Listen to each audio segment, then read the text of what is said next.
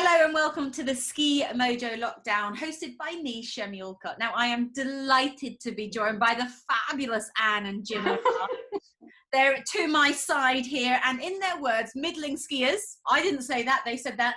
Keen members of the Oxfordshire Ski Club for many, many years. And Anne's told me now that she likes to look elegant on the slopes and is much more careful these days. Well, and that makes two of us. How are you? And thank you so much for joining me. Hi, we're both fine and quite excited to be meeting with you today. Oh, well, it's mutual. It's mutual. First of all, I mustn't be rude and say a big happy birthday. Jim, I heard that you turned 80 in lockdown. Probably yes. Not the celebrations you were anticipating. Not many celebrations of the lockdown at the moment, but it's quite amazing to have got to 80. And talk to me, guys, how's lockdown been? I know that you have very much passion for the mountains and we're not able to be in the mountains. Are you surviving? Is it difficult being in each other's faces the whole time, not being able to escape? No, because I'm going out to work each day in the village to help somebody out. And I walk about 200 yards up the road and I'm out for about 5 hours a day. So Jim can do exactly what he wants and not what I want. So everybody's happy. Yeah, so Anne, thank you for that, because you are giving up your time. We call it the key worker. And thank you so much for everything that you're doing. Have you noticed that the morale, as we are getting through slightly this pandemic, is building and we're being a bit more positive, thinking that we might be coming out the other side? Well, I think we're lucky that we live in the countryside. And what I notice is that I've met an awful lot more people from the village and they all want to stop and have a chat. 6 feet away. 6 feet away, of course. Of course. I think people are looking forward to maybe a little bit of freedom, but some of them have enjoyed it so much that they'll be sad when it stops. I'm actually in that boat. I've never had a pause on my life. I'm a bit of a maniac in terms of saying yes to everything and being crazy busy. And even I had my boys, I've got 2 sons, and I went back to work after 2 weeks. So I've never had any maternity time off. And it's been really quite lovely, you know, to have so much structure at home. And obviously, I mean, guys, my heart's in the mountains. I miss the mountains. Were you able to get any skiing last winter or did you miss it? Hangs a tail. This year, 2020, we left for France on the, about the 12th of March. We arrived in La Plagne on the 14th of March, and on the 15th they shut the slopes, and on the 16th they said we had to leave France by the Wednesday.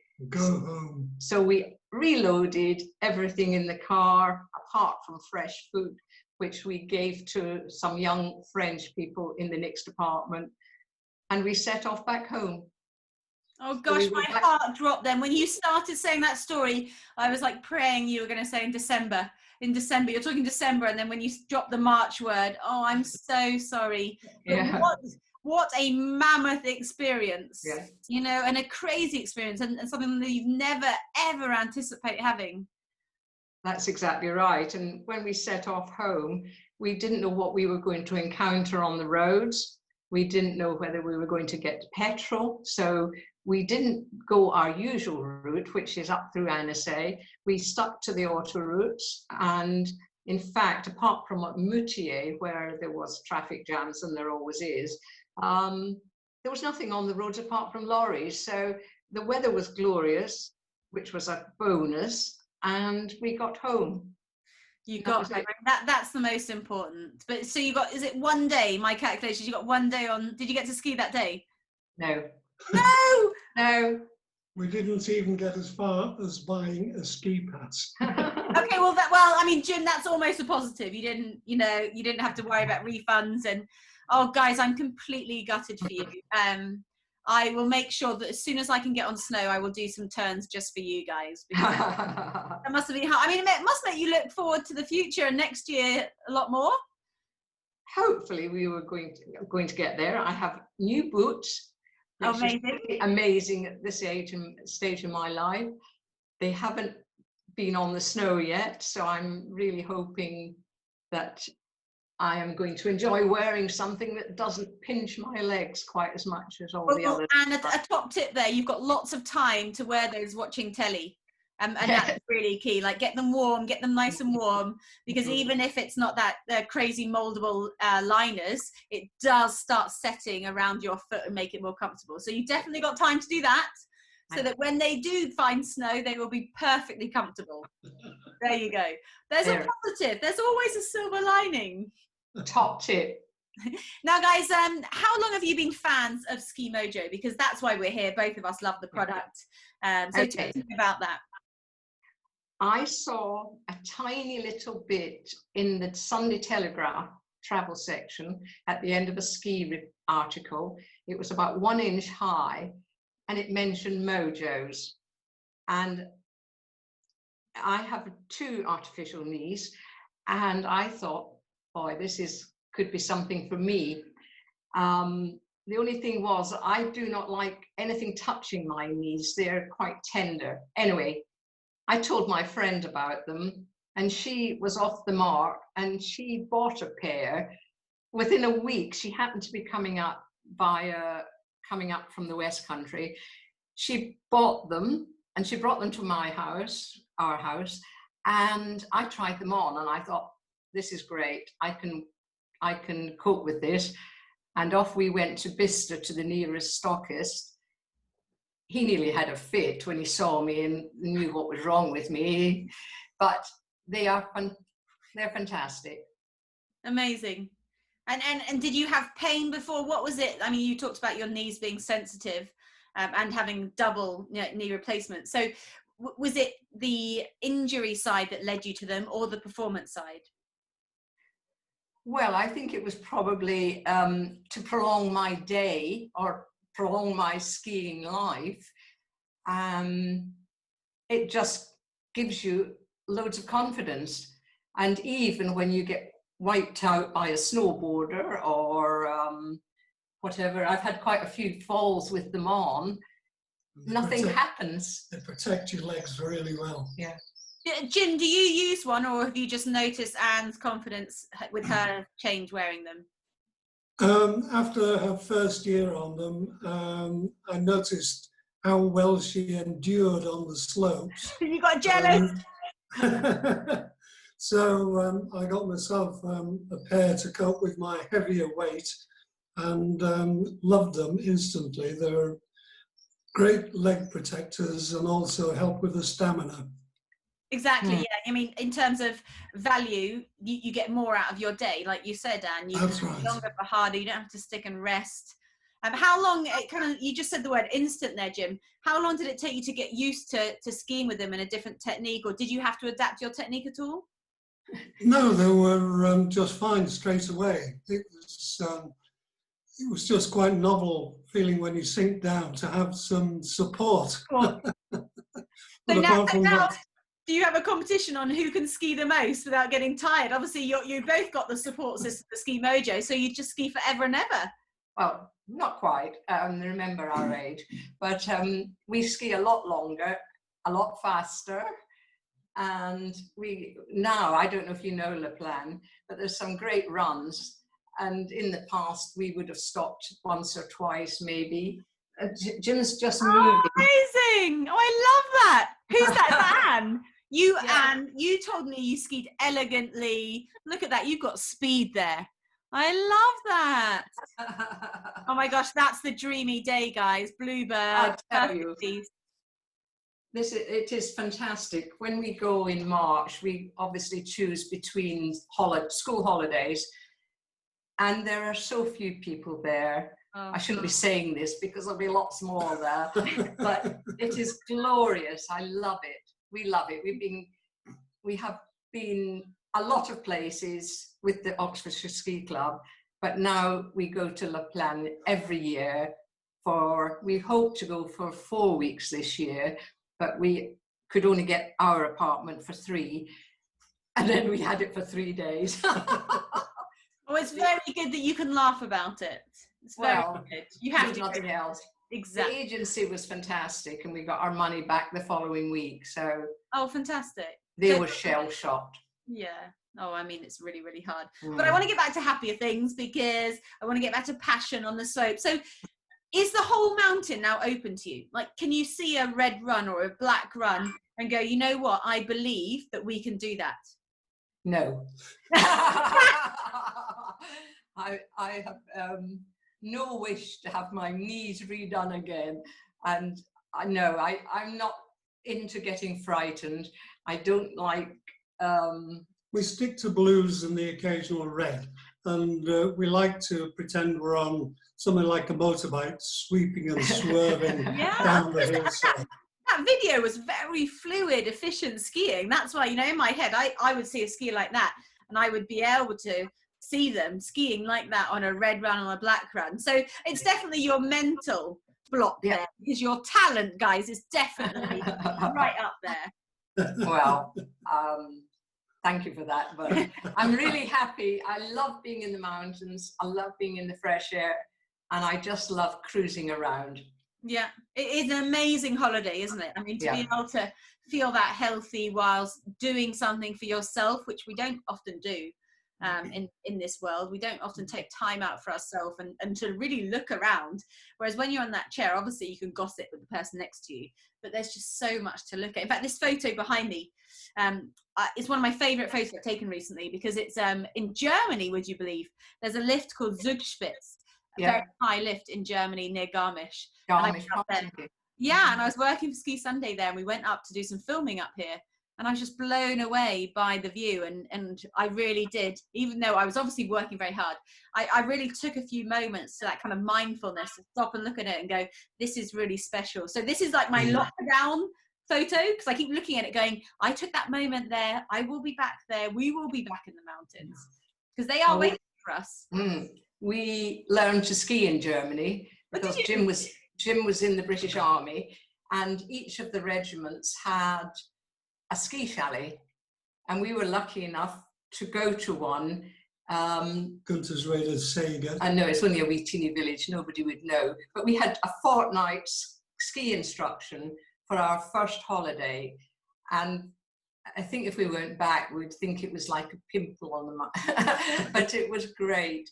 And in fact, I have never ever seen as much snow as we saw in southern Germany. Our car was completely buried when we went to drive home, wasn't it? Yes. Had to dig it out. Yeah, the whole... So we love Germany, but we also like France and Italy and America and Canada. We've been to quite a few places.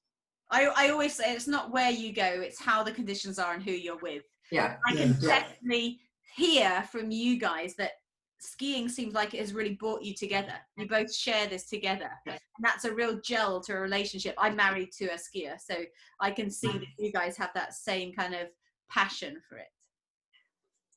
Well, we didn't actually learn till we were well in our 30s and been married for a good number of years. I've always wanted to, though. And we've always been, I've been the one in the lessons, and Jim finds out what I've learned. And then we go out the next day and I show him what I've done and where we've been. And that's how it's been. He's never had a ski lesson. It's only me that has ski lessons and has all the aches and pains afterwards. But not had any lessons for years now. Not for 10 years. We just want to put in big miles, lots of miles. Yeah, ski the mountain, ski the whole. Do you do that when do you map out your route at the beginning of the day and try and see, you know, how many miles you can do? We look at the day and see what the conditions are like, and then pick the route accordingly. Oh, amazing! So, like, if the visibility is poor, you could do tree runs, things like that. Yeah. Not too keen on poor visibility either. I've had accidents. Anyone, Anne, who's had injuries like ours. I mean, I'm not saying mine were like yours at all, but struggles in poor visibility. If we find a really good run, we can do it quite a few times because we love. There's one called Blanchette, which we don't really know how long it is, but it's a good oh, I don't know, 10, 15 minutes. And now we can now just ski it the whole way. You just Amazing. let go, because you know it as well. There's something very comforting about knowing where you're going. Where you're going and what knowing the pitfalls. terrain and knowing the safe places to stop. Yeah, I totally understand. Yeah. I saw in that video you wear your Ski Mojo underneath your trousers, don't you? No, they're on the top. Oh, you're on top. On that video, were they on top? That's right. But they're still not visible, really. Amazing. Black trousers, you do not see them. I wear mine on top as well. I think I've got more movement when I wear my Mojos on top of my trousers, and I think just the flexion in the joints is better. But everyone has kind of a personal opinion on that. My legs and Mojos will not go into my ski trousers nearly as comfortably as having them on the outside. Yeah. And it's just so much easier to get dressed in the morning. And why do you use the Mojo as opposed to knee braces? I don't like knee braces at all. Mojos are totally different. They're just for the whole leg, I would say. And they don't touch my knees. I can't stand anything touching my knees. So yeah, I'm really similar, and I struggle with knee braces because all it did was tell my brain that I had an injury on that side of my body, so I would back off and compensate. Whereas I feel the Mojo is like this kind of supportive cage for the whole lower body. Yes. And it doesn't tell me, okay, you've got pain here, you've got pain here. All it is, hey, I'm going to help you out. You need some support, and I'm here to do that.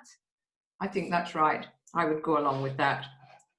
And in terms of value for money, obviously skiing's an expensive sport anyway, but I mean, anything that helps you ski longer, for harder, and for longer is better. Because they're so effective, they're worth the money. You know, it's quite a lot of money to think about dotting up all in one go, but they're so effective and they prolong your ski life so well that they're definitely worth the money. They're very liberating. Yeah. And can you guys think about the future skiing without them? No. No point. There's no point in doing that. No. It's going backwards, isn't it? Oh, I love that, because I'm the same. I mean, they are my go-to when I have fatigue or pain or injury. I used to have to take a lot of medication to ski through it, and now instead of putting unhealthy things inside me to block that pain, I just get this, like I said, like a little lift. Yeah. If anyone was on the fence thinking, should I, shouldn't I, what would kind of be your pitch to them? Because I think you guys are incredible. I don't know how old you are, Anne. You don't need to tell me. Yes, you do. Well, I'm nearly as old as Jim, you see. So I mean, that is, you guys are the reason, actually, and the passion that you still have is the reason I retired. So when I was a ski racer, I wanted to keep going for one last Olympics, but my surgeon told me that if I kept going and I had a crash at speeds and downhill, then they would have to take my leg away. And I'm married to a skier. Mountains are etched on my heart. I love skiing more than almost anything itself. And I just thought, you know what, I don't want to risk this anymore because I want to be skiing in my 80s. But I've never actually met anyone in their 80s who is skiing. So that's... He hasn't in his 80s, but he skied at 79. Oh, well, he will. He would have if lockdown hadn't happened. But I just wish there were more people knew about them, that there is a way of prolong active life in skiing. And I think two people noticed them while I was, and they were very interested in them. But we just need a bit more publicity for them, I think. Yeah, because they're great. At the end of the day, we want to share our passion with more people. A lot of people are inhibited by thinking about skiing even because they have pain or performance-wise, they don't have the strength. So if we can say to them, look, this will help you, try it. And you know, people like you guys skiing in your 80s, because you will be skiing in your 80s, massively inspirational to me. Something that I'm wearing now at my point in my career will also help me, you know, when I'm that age as well. So thank you. You've been amazing. I just love that energy. I love that you share it so much. I'll definitely make my husband watch this video and go, this is us in a few years. Okay. Another 40. I've got lots of makeup on, Anne. I've got lots of makeup and good lighting. But thank you guys so much for joining me. I know we're in lockdown, and I know that the world is a strange place. So to be able to meet people, such positive people like you at this time is fantastic. Thank you.